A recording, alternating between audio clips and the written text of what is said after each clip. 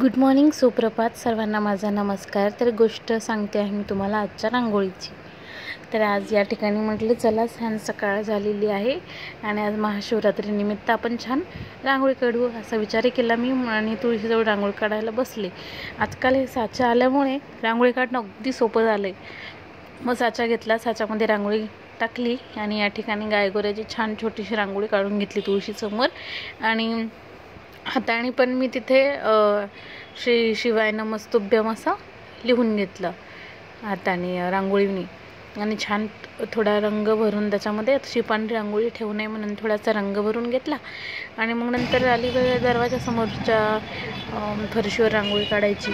म्हटलं छान शिवरात्रीनिमित्त रांगोळी काढूया, महादेवाची पिंड काढूया, पण ती हवा इतकी होती की त्यामुळे ती पिंड काही जमत नव्हती।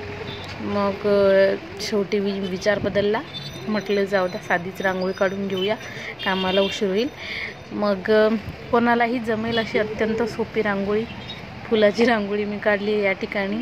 त्याला हाताला वळण द्यायची काहीच आवश्यकता नाही, कोणीही एकदम सोप्या पद्धतीने ही रांगोळी आता काढू शकतात। मग अशा प्रकारे पटापट फुलं काढून घेतले, त्यामध्ये छान रंग भरले आणि माझ्या आजची ही अशी रांगोळी काढून घेतली। ही अत्यंत सोपी आहे काढायला, काही नाही, पटापट टिपके द्यायचे आणि बोटच फिरवायचे काम आहे त्याच्यामध्ये, काही जास्त डोकं लावायचं काम नाही आहे, त्यामुळे इझी कोणी काढू शकतं।